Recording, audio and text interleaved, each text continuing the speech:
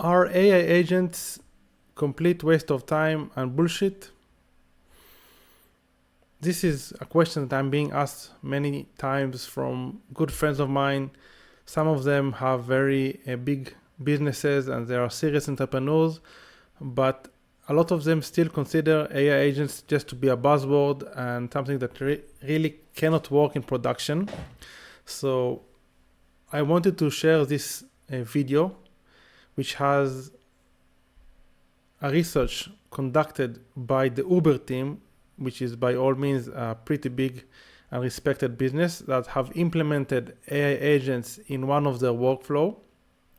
So we're going to cover what exactly did they do and how they utilized AI agents in one of their workflows. And afterwards, we are going to cover the takeaways that they have learned from, and also, advice that I'm interested in sharing with you after building AI agents for many use cases for more than 12 months now, almost 2 years now of messing around with agents, and even more time messing around with different business automations. So let's dive straight into it. It's a blog post that was published by the Uber team. We will just read the blog post to give you more context, and then we will cover a few takeaways that are relevant for anyone who is trying to build business automation and specifically AI agents related. So this is the blog post. I will share the link in the description of the video. Let me make this larger. So first of all, a bit of context. So for those of you who don't know, SQL is a vital tool used daily by engineers, operation managers, and data scientists, specifically at Uber, to access and manipulate terabytes of data. Crafting these queries not only requires a solid understanding of SQL syntax, but also deep knowledge of how internal data models represent business concepts.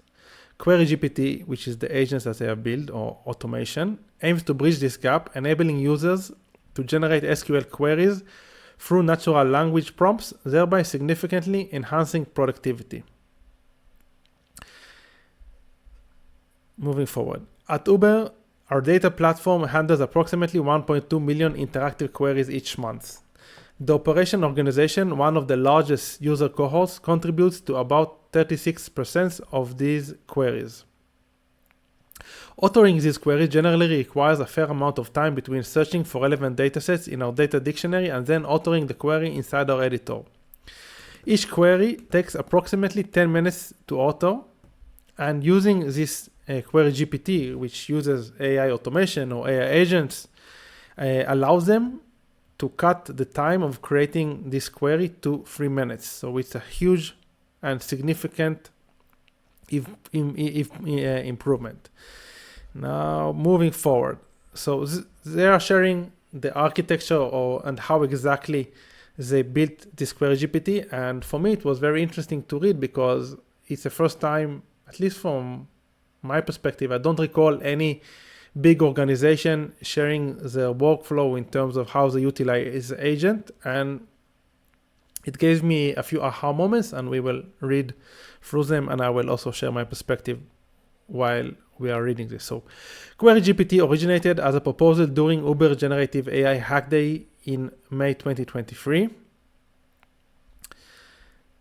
So the first version of Query GPT relied on fairly simple RAG to fetch the relevant sample we needed to include in a query generation call to the LLM. So for those of you who don't know, RAG stands for Retrieval Augmented Generation. Basically, it's a knowledge base. So let's assume that you have a huge database and you want to fetch data from the database. So basically you have a RAG. A better example would be if I have, let's say I'm building a marketing agent, and so I can prompt the marketing agent, but I can also provide it with a marketing knowledge, which would be, for example, a book about copywriting. So whenever I prompt the LLM and ask it a question related to marketing, it is first going to look in the knowledge base in the specific marketing or copywriting book for answers, and then it's going to adjust or to add the part of the book that is relevant to my answer into the prompt, and based on this, it is going to generate output. So this is RAG in a nutshell. So what they are saying, we would take the user's natural language prompt, vectorize it, and do a similarity search. Vectorizing is basically taking the content which is in text and just creating a numerical representation of this text. So it's not crucial for your understanding, but I just wanted to share with you these terms using k-nearest neighbor search. So basically, whenever you use a search, k stands for a number. So you can decide, let's say we have the book of copywriting and we have this prompt, give me best 10 headlines. For example, this could be the prompt. So we vectorize this prompt into a numerical representation, and then we pull out the k nearest neighbor. So basically we are looking for, let's say k is 10. So we are looking for 10 instances in the book that look similar to what we are looking for. So you can define k nearest to be like 20, and then you fetch only the 20 most relevant parts of the book. Or you can define that k nearest would be only the 10 most relevant or the 5 most relevant. So this depends. Anyway, the first version used 7 tier and not so important. This is an example. To help the LLM understand internal Uber lingo and work with Uber datasets, we also included some custom instructions in the LLM model. Shown below is a snippet of how we wanted the LLM to work with data. So as you can see here, they are not using XML tags. They're using Markdown, which is, I guess, the best practice these days is XML, but also Markdown is fine. So, and I also always like reading prompts that people give. So it's important to consider the data type of columns in a given data sets, because certain functions can only be applied to some column types. For example, data functions like data trunk, data add can only be used with timestamps. Substring and concat can only be used on strings. So this is also very important, and an important takeaway: always provide examples in your prompt. And we would wrap all the relevant schema samples, SQL samples, user natural language prompt, and Uber business instructions around the system prompt and send the request to the LLM. As you can see, they have it in a JSON format. So explanation: to answer the question, we need to join the Uber trips table with the Uber cities table to filter trips by the city name, Seattle. We will use the city ID, blah, blah, blah, then the SQL query. And then they're saying, while this version of the algorithm worked well for a small set of schemas and SQL samples, as we started to onboard more tables and their associated SQL samples into the service, we started seeing declining inaccuracy in the generated queries. This is a very important understanding, and I'm sure that this happens a lot to you. It happens a lot to me. So at the beginning, when I'm building an automation or I'm building something with AI, it seems very promising. It is working well.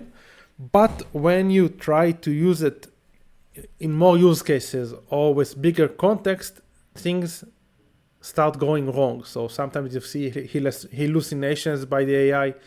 Sometimes the answer just sucks and you don't even know why. And this is usually the point in which people just give up and they say, oh, AI is a complete waste of time. It's just a piece of shit. Why don't I just outsource this to an employee or a VA?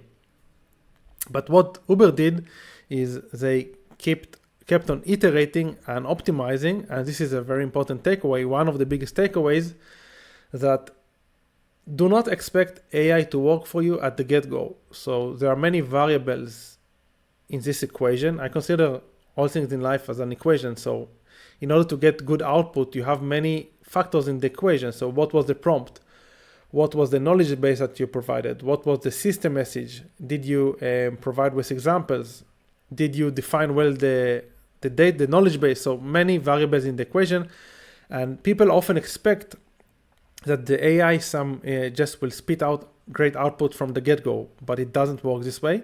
So let's just keep reading and see how many iterations Uber did in order to get this right and reduce the time it took to generate the SQL query from 10 minutes to 3 minutes, which is by all means a huge and significant improvement. Okay, better RAG. So doing a simple similarity search for a user natural language prompt, for example, find the number of trips completed yesterday in Seattle on schema samples and SQL queries doesn't return relevant results. Another issue that they found was that it was incredibly challenging to go from users' natural language prompt to finding the relevant schemas. So again, they are trying to get this as an input, find the number of trips completed yesterday in Seattle, and convert it to a relevant SQL query. Maybe I will show you what is a relevant SQL query. Never mind. Not so important, and don't want to make this video too long. It's already longer than I expected. Okay, we have some really large schemas in Uber, and then they are sharing the current design. So the diagram below shows the current design of Query GPT that we're running in production. The current version includes many iterative changes from the first version. So what they did, they created something that is called workspaces, which are curated collections of SQL samples and tables tailored to specific business domains such as ads, mobility, and core services. These workspaces help narrow the focus for the LLM, improving the relevance and accuracy for generated queries. Let's write the takeaways here. So, better rag. Workspaces. So, for me, the workspaces is basically chunking down and creating hierarchy in your automation. So, instead of expecting the LLM to spit out the relevant context based on only one prompt, first what they are doing is they create different divisions or different workspace in the LLM, and they are classifying the relevant workspace, and only after they classified the initial prompt they then do another iteration in order to get the more relevant output. So for example, just to make sure that this is clear, so I could have created a prompt, or Uber could create a prompt: please give me a relevant SQL query for finding which customers requested a refund lately. So fairly simple query, but if the context is huge, we have Uber, which is a huge organization, and they have many different solutions. Uber Eats, the app for the drivers, the app for like consumers of the taxi. So this is becoming a bit confusing already. So instead of sending this prompt and trying to generate the correct SQL from like the whole Uber, so they first they divide it, and then they define, okay, this is relevant for the billing division. Let's say it's only relevant for the billing division in Uber Eats. Based on this, they can generate a better prompt because it's going to become more specific. And this is something you also see very often for agents. So I tried building agents that were in a flat organization, but when the organization becomes already big, it didn't yield good results. So often I build like a hierarchy of many departments in an agentic organization, and then instead of sending a query for the whole flat organization, you can send to specific department, and they have sub-departments, etc. So workspace and layers of agents. This is something that is becomes useful when things become more complex, when things are more complex. Obviously, it has downside in terms of tokens and complexity, but eventually life isn't simple, and business isn't necessarily simple, and you do need to add layers of complexity. Anyway, moving forward, we've identified some of the more common business domains inside Uber and created those in the backend system workspaces. For example, core services, platform engineering, IT, ads, etc. Then they added the intent agent, which is kind of what I started speaking about, which is like a classifier. Every incoming prompt from the user now first runs through the intent agent. The purpose of this intent agent is to map the user's question to one or more business domain. We use an LLM call to infer the intent from the user question and map this to the system or workspace which is relevant. Then they have a table agent, like another layer. Allowing users to select the tables used in the query generation came up as feedback from some users who saw the tables that are eventually picked by the query GPT to be incorrect. So to address this feedback, we added another LLM agent, which is the table agent, that would pick the right table and send those out to the user. This is the screenshot. So just adding another layer. Then they added another layer, which is the prune agent. So another interesting issue we ran into after rolling Query GPT out to the larger data set of users was the intermittent token size issue during query generation. So this is a bit more technical, but to address this issue, we implemented a column prune agent, wherein we use an LLM call to prune the irrelevant columns from the schemas we provided to the LLM. And this is an example of the schema. So basically, since the context window is very important when it comes to LLM calling, so let's say you have a context window of, I don't know, let's say 1 million tokens. So let's say it's 100 pages. If many of those pages are irrelevant and you keep on sending them out context, eventually the LLM would be confused. Because let's imagine that you're a consultant and I come to you, I have a health issue, and I bombard you with data. Some days my stomach hurts, some days my eyes is ticking, some days I cannot hear well, etc., etc. And I give you like 100 pages long of problems. It would be very challenging for you as a consultant to decide what is relevant and what isn't relevant. And this is exactly the context window.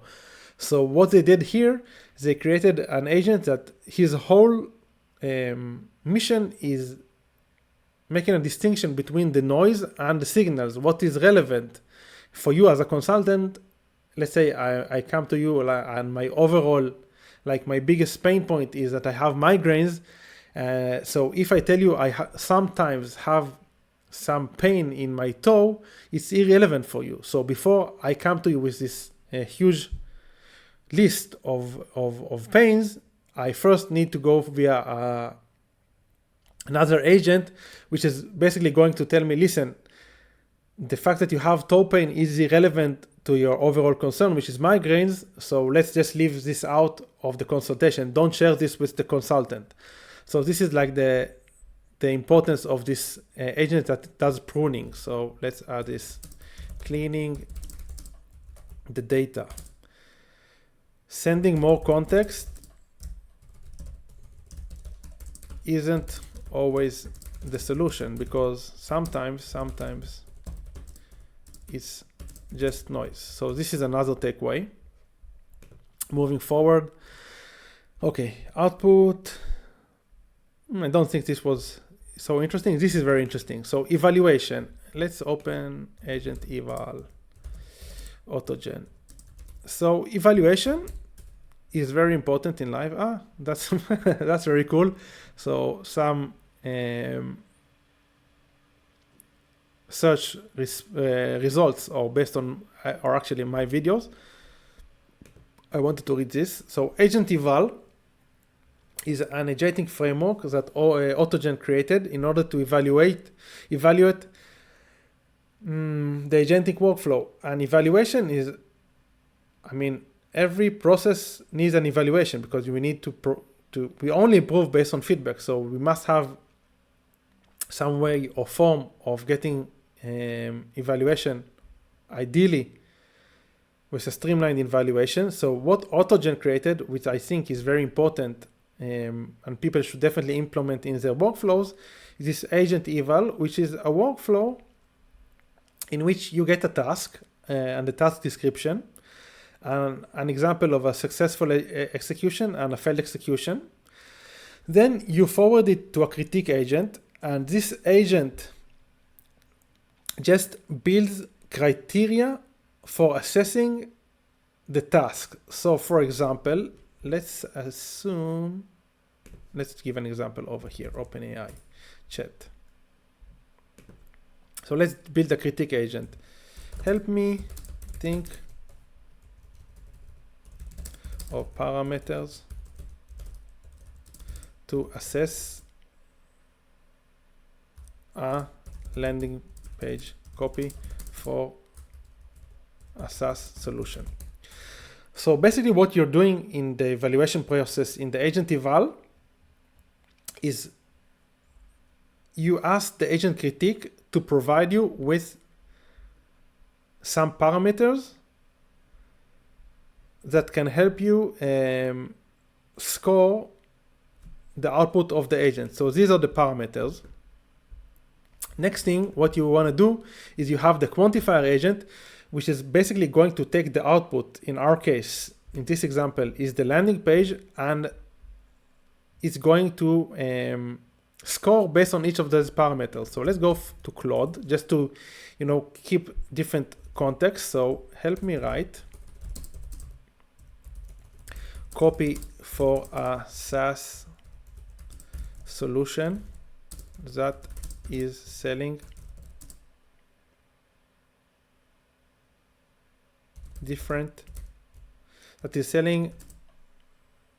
that allows customers to keep their best prompts, sort them out by use, etc. So by the way, this is a web app that I've been building. I built something for myself and I'm about to launch it, and I'm probably going to start selling it for like a lifetime deal. Anyway, so let's say this is the copy. Now what we want to do, this is my landing page.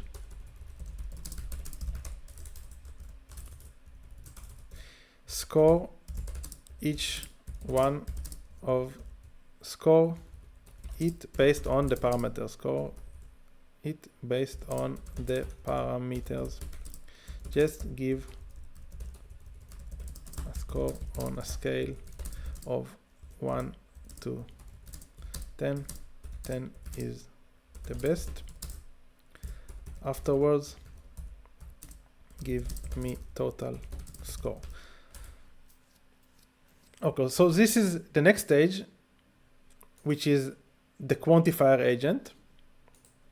As you can see here, it says clarity is 8, the copy is generally clear, never mind. The relevance is 9, benefit driven 7, tone and language 8, call to action 8, proof of trust 5, no social proof, urgency 6, SEO optimization 6, conciseness 8, and visual hierarchy 8, and total score is 73 out of 100. So this was an example of how you can use the quantifier agent, and this is just something that you must have in any agentic workflow, in my opinion, and also in any automation, because you want to be able to criticize your output and the agent. And you also have the verifier agent, which is kind of the last step in the process. Assuming that you don't want to use a virtual assistant or an employee to do like the QA, you can have a verifier agent, which basically is going to verify everything and just make sure it's okay and it's not a no-go.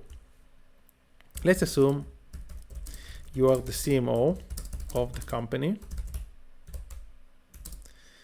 Would you approve publishing this landing page?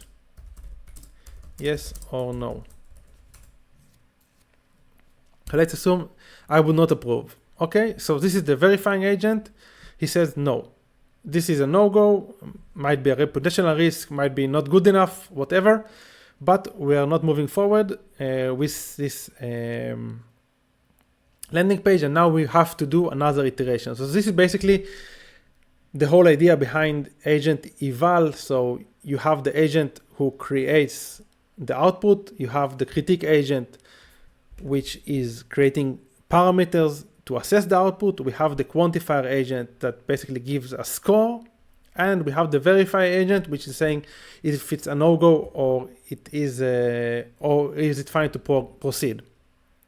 Anyway, going back to Uber, this was like a kind of a long expansion about the importance of evaluation. So Uber decided that they want to evaluate the process, which makes a lot of sense. So to track incremental improvements in query GPC performance, we needed a standardized evaluation procedure. This enabled us to differentiate between repeated versus anomalous shortcomings of the service and ensure algorithm changes were incrementally improving, because you want to see that it is improving.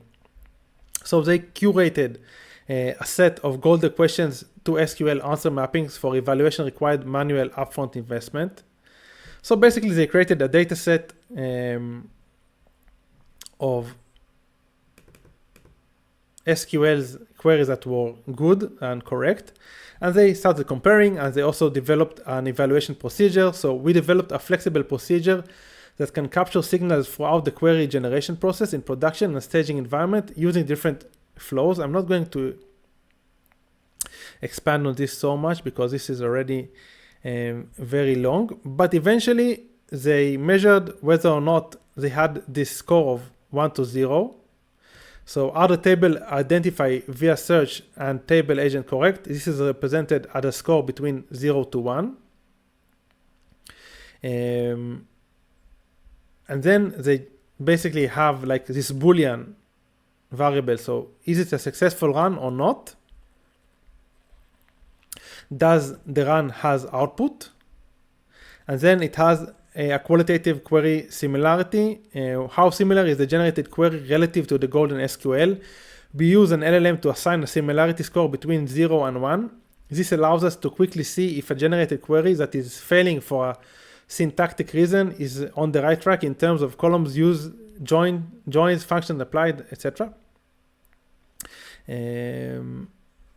This is a visualization, not so important. So going back to this example, so we can also provide like a very good landing page and add another agent, which is going to compare between the landing page, which we consider like 10 on all fronts, on all parameters, and always compare the landing page that we wrote in comparison to like the golden standard of landing page. So we can just take a great converting landing page that we have and compare between them. Let's go back here.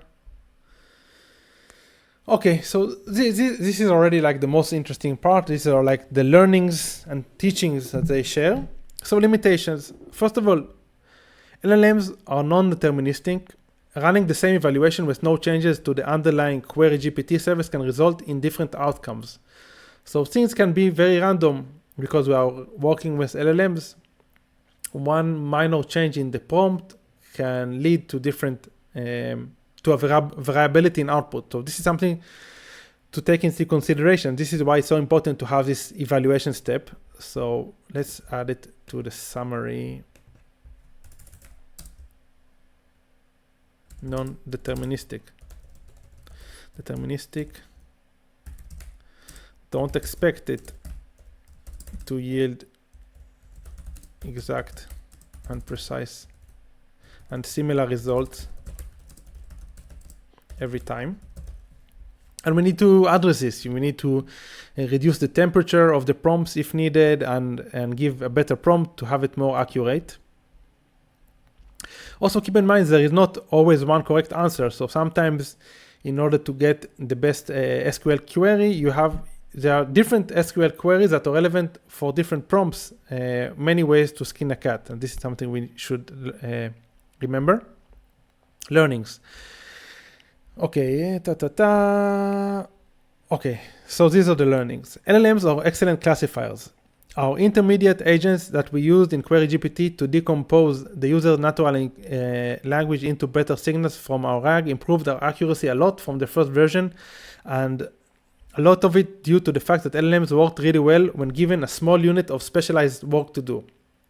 So specialized LLMs is something very important. Many people still overlook this, but if you can fine-tune your LLM and provide specific roles and prompts, it will definitely yield better results. So something to keep in mind, not using only with generalistic LLMs. Build specific agents. Fine-tune specific RAGs, specific prompts, etc. Like Adam Smith, the great economist, said, like, we move forward based on specialization. The economy grows when people develop specializations. I'm mispronouncing that, but never mind. Anyway, so yeah, LLMs are great classifiers, and we also want to create problem-specific models and problem-specific prompts.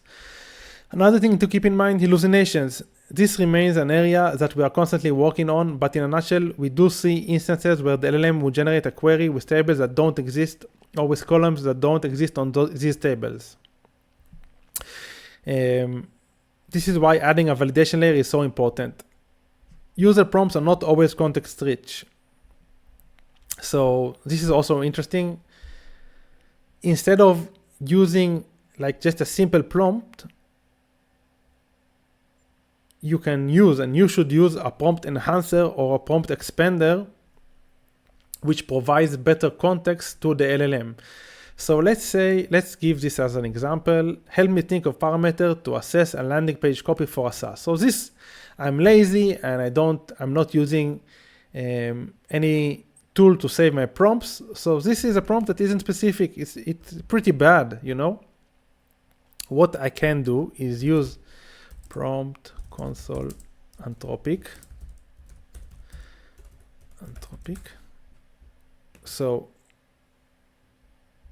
let me sign in. As an example, Anthropic have this prompt generate a prompt. I can describe the task and it will generate a way better prompt.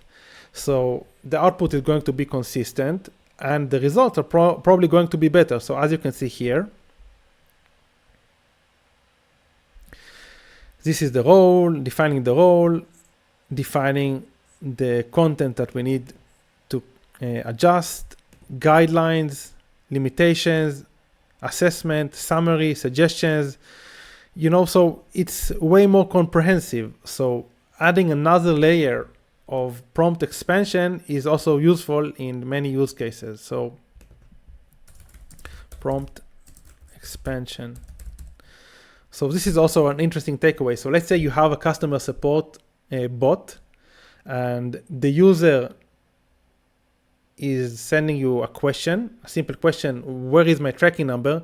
So if you want, you can add another layer that takes this user query and add it to a more comprehensive prompt, which is probably what you need to do. Expand on the prompt, and only after that you're going to generate the output to the user, and it's going to be way better than just, you know, having this first simplistic prompts. And this is also one of the reasons why I wanted to create the prompt management tool, because most of us, I guess, are lazy and we are not going to write very comprehensive prompts.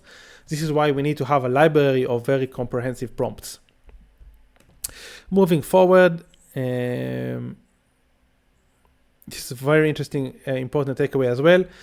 While this version of Query GPT is helpful for a broad set of personas, there is definitely an expectation for many that the queries produced will be highly accurate and just work. The bar is very high.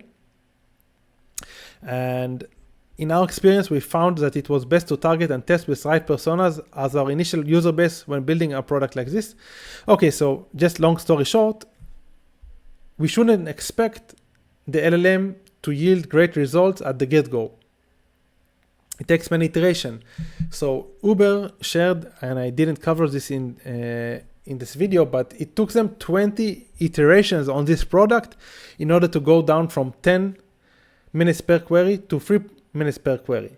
Now, for some of you, it might sound like a lot, 20 iterations, but eventually when you measure this, they have more than 1 million queries per month, and they were able to reduce each query from 10 minutes to 3 minutes. So definitely the investment of making 20 iterations is probably a positive ROI.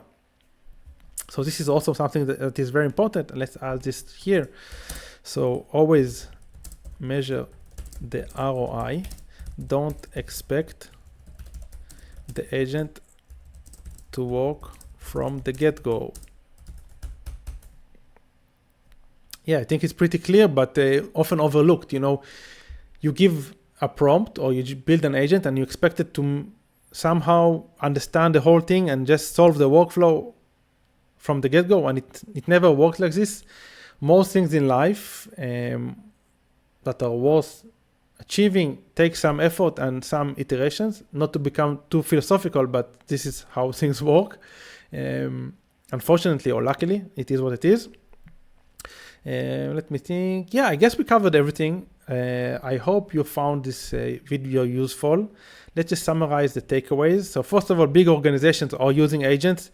You should use agents as well. Building a better RAG is crucial. Adding layers of agents when building more complex workflows, you should add layers of agents. You must clean the data. Sending more context isn't necessarily the best solution. Don't expect to yield exact results. You need to adjust the temperature, adjust the prompts, and add layers of validation and verification if you want to get good results. Build specific agents, fine-tune agents, specific knowledge bases, better prompts.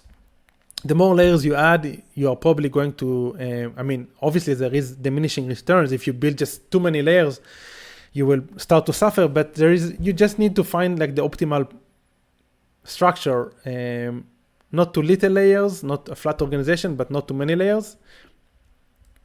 Use a prompt expansion mechanisms. Use agent evaluation, streamline the evaluation in order to standardize the output, and always measure the ROI. Things don't work necessarily from the get-go, but if you're automating a workflow that is meaningful enough,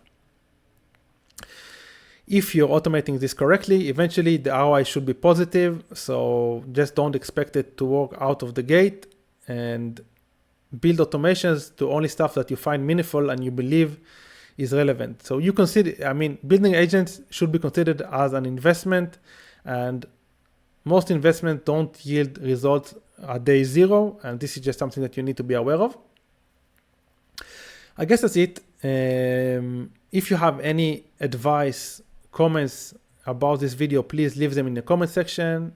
I hope you enjoyed this video, and until next time, keep on automating.